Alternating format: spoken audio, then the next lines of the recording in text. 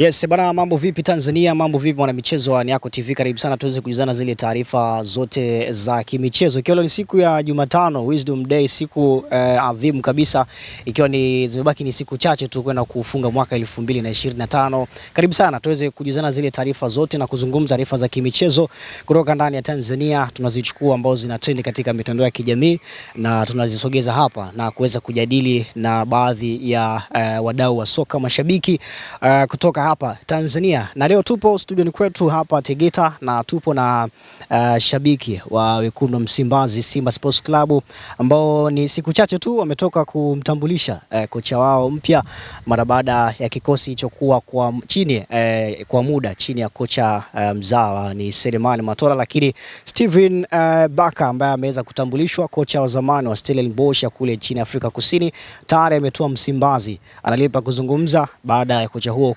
kutoa, lakini pia na mambo mengineyo yanayoendelea ndani ya kikosi hichi cha wekundu wa Msimbazi ni Simba Sports Club. Mimi ni official mtazamaji, karibu sana. Behind the camera yupo Alpha. Bana, mzee wa Simba Sports Club.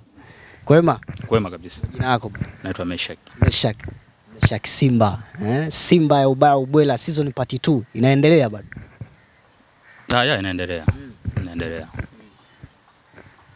Inaendelea kwa maana ya kwamba of course ni slogan ambayo mlikuja nayo kwa ajili ya msimu huu kwa maana 2025-26, lakini ligi kuu pia tunaona mko nafasi ya 5. Of course unasema bado kutokana na ratiba za mechi kwa maana ligi ya mabingwa barani Afrika mnakuwa unasema ligi haina mwenyewe mpaka hivi sasa, licha kwa sababu mko nafasi ya 5. Ligi haina mwenyewe kwa sababu ukiangalia hata mechi ambazo zimechezwa za ligi ni chache. Kwa hiyo huwezi kutabiri bingwa kwa mechi chache ambazo zimechezwa. Ni uongo. Kwa sababu hata mzunguko wa kwanza bado haujamalizika. Maana yake sasa huwezi kusema moja kwa moja kwenye mbio za ligi Simba ametoka. Ni uongo. Aidha kwa kufungwa mechi moja na Azam kwamba ndo moja kwa moja Simba amepoteza ubingwa, ni mapema sana. Kwa hiyo kwamba haitoki kwenye reli. Hiyo haiwezi kutoa kwenye reli kwa sababu kwenye mpira kupoteza mechi ni sehemu ya mchezo. Ni vile ambavyo mwenzako na yeye anakuwa amejiandaa na wewe umejiandaa. Kwa hiyo unapopoteza mechi moja haina maana kwamba ndo umekosa ligi, kwa sababu ligi kuu inavyochezwa ni kama mbio za marathon. Utapoteza hapa, utapata sehemu nyingine, utafanya hivi. Kikubwa ni kwamba iliyopita imepita, ni kufocus na mechi zijazo.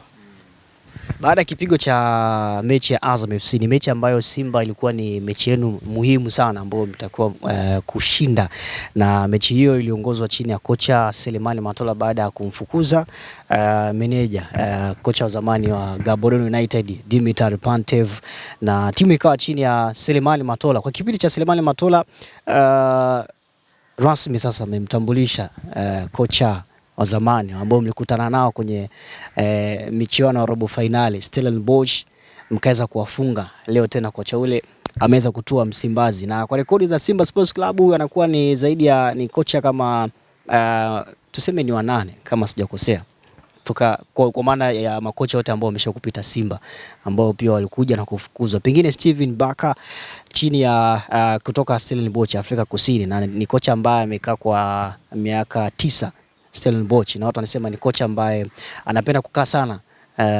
kwenye timu kwa muda mrefu. Sio kwamba ni mtu anaweza katoka hapa kaenda pale. Pengine sasa kwa mtazamo wako nataka uniambie pengine amekuja katika wakati ambao sasa ni sahihi na ni sehemu sahihi kwake, licha ya Simba sasa hivi bado mnakuwa bado hamjakaa sawa. Sawa. Kwanza kocha kuja wakati sahihi au sio sahihi, hilo tutazungumzia baadaye. Nianze na swali liloanza mwanzo kabisa la kwamba mchezo wa Azam tumepoteza ukiwa ni mchezo muhimu. Kwa upande wetu sisi kila mchezo kwetu ni muhimu. Ila inapotokea swala la kupoteza ni swala la matokeo uwanjani. Hakuna klabu ambayo inaenda uwanjani kupoteza. Inaenda kupambana na malengo makubwa ni kupata ushindi. Lakini lazima ujue kwenye malengo ya kupata ushindi, mpira jinsi ulivyo uwanjani una matokeo matatu. Kuna kushinda, kuna kufungwa na kuna kusare. Kwa hiyo yote yanavyotokea unapaswa uyapokee kulingana na mpinzani wako, na yeye anakuja akiwa amejipanga katika malengo matatu na yapate moja wapo. Kwa hapo sisi tulipoteza, tumepokea na mechi imeshaisha, tuna focus na mechi zijazo. Kuhusiana na swala la kocha Steve Barker aliyotoka na Stellenbosch, unajua klabu ina utamaduni wake na ina mfumo wake, jinsi ambavyo inavyoamini kwenye mambo yake. Kwa kumleta kocha huyu kwa kipindi hiki, kuna faida zake na kuna hasara zake. Tukianza labda pengine na faida. Kocha amekuja katika kipindi ambacho tayari tumeshapoteza mechi 2 nafikiri za klabu bingwa. Ya kwanza nyumbani Petro, ya pili na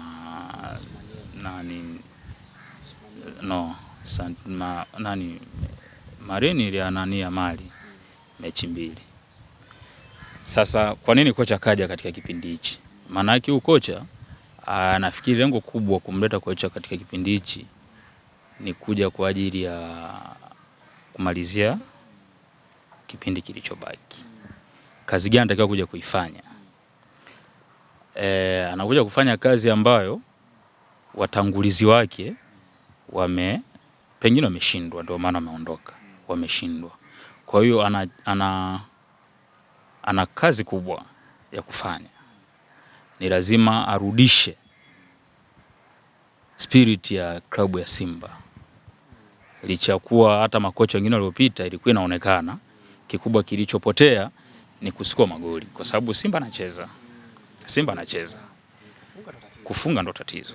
Sasa hili ni tatizo ambalo asilimia huwa linawakuta baadhi ya washambuliaji hata wengi duniani. Shamkutana ni nafikiri Vardy, kuna wakati alikuwa afungi, baada akaja akafunga. Kwa ni vitu ambavyo kwenye mpira wakati mwingine vipo. Sasa kitu gani anakuja kukiongeza yeye? Lazima uwe na jambo la ziada kwamba timu ilikuwa inacheza, lakini timu ilikuwa haisikua magoli. Kwa hiyo yeye afanye kitu cha kuscore magoli ili sasa awe na utofauti wa walioondoka na yeye ambaye yupo kwa sasa. Kwa eneo lingine, kwa sababu amekuja na wasaidizi wake 4 ambao amekuja nao hapa Tanzania. Kwa haraka unavyotazama, pengine sasa uongozi wa Simba, pengine sasa ni wakati sahihi wa kumwacha yeye afanye sajili ambazo yeye anazitaka, ama ni viongozi, kwa sababu kuna mawili. Maana ni viongozi wanakuwa wanataka kwamba tunataka mchezaji fulani, ama ni kocha mwenyewe. Pengine sasa ni wakati sahihi viongozi kumwachia Steven Barker pamoja na wasaidizi wake kufanya usajili ambao anautaka yeye. Klabu zote duniani huwa zina sajili wachezaji pengine kwa mapendekezo ya kocha, lakini vile vile kwa utamaduni wa klabu, kwa sababu mwisho wa siku kocha anavyoondoka, wachezaji wanaobaki ni wakati Mourinho akiwa Manchester United aliwa kuhitaji baadhi ya wachezaji na kuwapata. Kwa aliletea wachezaji ambao hakuwapata. Huo ni utamaduni wa klabu na sio Mourinho. Vilabu vyote. Ukienda kwa Guardiola huwa kuna baadhi ya wachezaji huwa wanawapoint, lakini mwisho wa siku hawapati. Kwa sababu unaweza kwa point mchezaji wa bilioni, kwa mfano kwetu sisi kwa Tanzania, unaposi mchezaji unahitaji mchezaji labda bilioni 1, bilioni 2. Alafu bajeti yako inakuambia upate mchezaji wa milioni 300, 400, huwezi kumpata. Licha ya kuwa mapendekezo ya mwalimu huwa yanafanywa kazi pale inapoonekana sasa unaweza kuyafanyia kazi.